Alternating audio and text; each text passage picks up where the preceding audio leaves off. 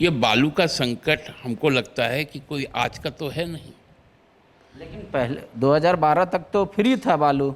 आपकी सरकार जब 13 महीने की बनी तब से फिर टेंडर पर। नहीं, देखिए, बीजेपी अपने आप में एक समस्या है। सत्ता में रहकर वो लोग जिस तरह से काम करते हैं और जैसे सत्ता से बेदखल होते हैं, इनको हर समस्या समस्या दिखने लगता है। राज्य में जो उत्पन्न हुआ बालू संकट क्या जानबूझकर खड़ा किया गया है? क्यों हटिया जो ग्रामीण इलाकों में लग रहा है वहाँ खरीदारी नहीं हो रही है? क्या सीमेंट दुकानदार बोहनी भी नहीं कर पा रहे हैं? छड़ वाले क्यों रो रहे हैं? और लेबर इस बात को लेकर क्यों चिंतित है कि उनके पास रोजगार नहीं है? इन सारे मुद्दों का जवाब लेने के लिए हम जेएमएम के पास आए हैं। जेएमएम इसलिए क्योंकि सत्ता में यही नेतृत्व कर रही है गठबंधन सरकार की। दादा, आपकी सरकार ने सदन में कहा था कि हम बालू का कमी नहीं होने देंगे, एटलीस्ट राज्य में। फिर भी अभी हर तरफ हाहाकार मचा हुआ है बालू की कमी को लेकर, निर्माण सारा रुक गया है। नहीं, देखिए, इस पे तो खान विभाग ने एक शायद ऑनलाइन जो ज़रूरतें हैं उसको पूरी करने के लिए पूरी प्रक्रिया शुरू की है कि आप उस लिंक में नंबर पे या लिंक है कुछ भी है, क्योंकि मैं निर्माण कार्य से नहीं जुड़ा हुआ हूँ, तो उस पर जाइए और अपना जितना रिक्वायरमेंट है वो रिक्वायरमेंट आप ले लीजिए। और बरसात के पूर्व में भी आपके पास यदि होल्ड करने का जगह है तो आप लेके उसको रख सकते हैं। तो ये तो हमको लगता है कि एक बहुत सही दिशा की ओर बढ़ा है खान विभाग। लेकिन लोगों की ये शिकायतें हैं कि कई बार तो वो नंबर लग नहीं रहा, और जो लग भी रहा है तो रिक्वायरमेंट कुछ बताया जा रहा है, फुलफिल कुछ और किया जा रहा है। बोल रहे वो नहीं पूरा कर पा रहा है। एक नंबर जो विभाग की तरफ से जारी किया गया, और हम अगर 10 ट्रैक्टर बालू मांगते हैं तो वहाँ से 2 ट्रैक्टर का आश्वासन मिल रहा है। नहीं, यदि इस तरह से बातें हैं तो आप जब इसको लाए हैं तो हम लोग के भी संज्ञान में जब आया है तो हम लोग बात करेंगे। और बात करके ये, क्योंकि चूँकि सरकार जिस कमिटमेंट के साथ इस बात का घोषणा की है वो यदि फुलफिल नहीं होगा तो ये सही चीज़ नहीं होती है। लेकिन जो बालू सप्लाई करने वाले सप्लायर हैं वो कह रहे हैं कि अधिकारी जब चाह रहे हैं गाड़ी को पकड़ ले रहे हैं, कागज़ पत्तर देख रहे हैं, जबकि सरकार ने सदन में कहा था कि हम राज्य को सिर्फ बॉर्डर इलाका में चेक करेंगे, जो बालू यहाँ से ना जाए, बाकी सब छोड़ देंगे, कोई गाड़ी नहीं पकड़ेगा। यह आश्वासन सरकार का था सदन में। तो क्या माना जाए कि अधिकारी सरकार का आश्वासन का भी या सरकार का आदेश का भी ख्याल नहीं रख रहे, या सरकार अपने वादे से मुकर गई? नहीं, सरकार तो कमिटेड है। और देखिए, सरकार अधिकारियों का हम लोग ये भी स्वीकार करने में कोई दिक्कत नहीं होना चाहिए हम लोगों को कि पूरा प्रशासन में जिस प्रकार से लोग बैठे हुए हैं और इसको सेवा को एक मतलब मेवा की तरह यूज़ कर रहे हैं, और गलत तरीके से बहुत चीज़ें हो जाती है। जब संज्ञान में आता है तभी उस पर कार्रवाई होती है।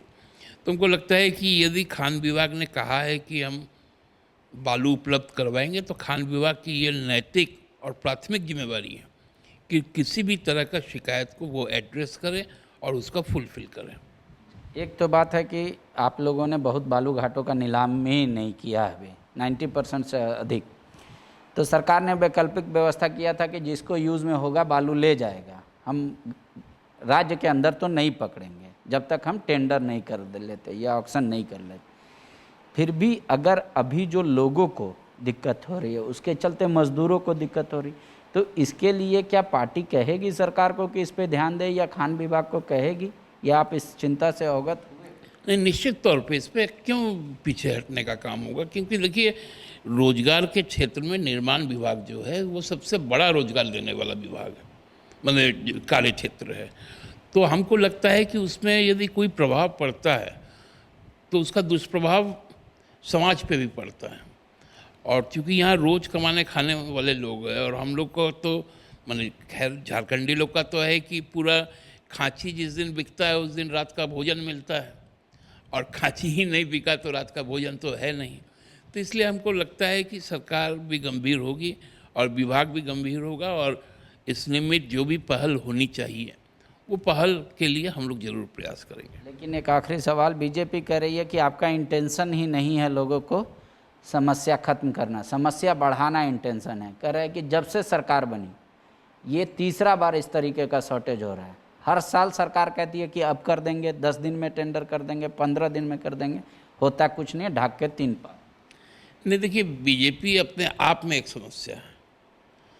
सत्ता में रहकर वो लोग जिस तरह से काम करते हैं और जैसे सत्ता से बेदखल होते हैं, इनको हर समस्या समस्या दिखने लगता है। ये बालू का संकट हमको लगता है कि कोई आज का तो है नहीं, लेकिन पहले 2012 तक तो फ्री था बालू। आपकी सरकार जब 13 महीने की बनी तब से फिर टेंडर प्रक्रिया शुरू हुई। नहीं तो उसमें लोगों को रोजगार भी तो मिला। घाटों की नीलामी हुई तो तय दर पर लोगों को सस्ता बालू भी मिला और रोजगार भी मिला। तो आप जब तक एक सिस्टम डेवलप नहीं करेंगे तब तक उसके साथ तो आप किसी को जोड़ नहीं सकते हैं। तो अभी क्यों नहीं कर रहे हैं आप टेंडर? टेंडर की प्रक्रिया शुरू हो जाएगी। अभी देखिए पंचायत का चुनाव कब था, 3 महीने से आचार संहिता लागू था और हमको लगता है कि टेंडर की प्रक्रिया शुरू हो जाएगी तो अपने आप में ये समस्या समाप्त हो जाएगी। तो जो एनजीटी 10 तारीख से रोक लगाता है अमूमन बरसात को देखते हुए, क्या उससे पहले इतना स्टॉक करवा लेगी सरकार कि राज्य में निर्माण कार्य होता रहे? हमको तो लगता है यही कमिटमेंट है, जेएसएमडीसी का भी है, खान विभाग का भी है। उन्होंने तो कहा है, पूरे रिस्पॉन्सिबिलिटी के साथ कहा है कि हम करवा देंगे। शुक्रिया। बरसात शुरू होने से पहले, जब बरसात शुरू होता है तो खनन रोक दिया जाता है ताकि बालू वहाँ पे आ सके, या इरोजन से जो बालू बनता है। उससे पहले पार्टी का ये कहना है कि सरकार वाकई में जब कमिटमेंट की है तो बालू की समस्या नहीं रहेगी, स्टॉक कर लिया जाएगा।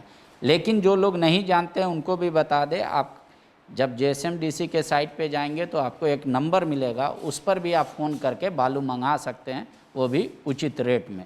शुक्रिया।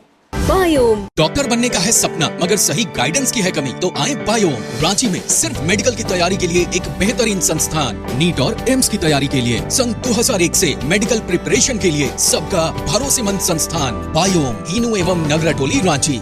thefollowup.in. Like, share and subscribe. www.thefollowup.in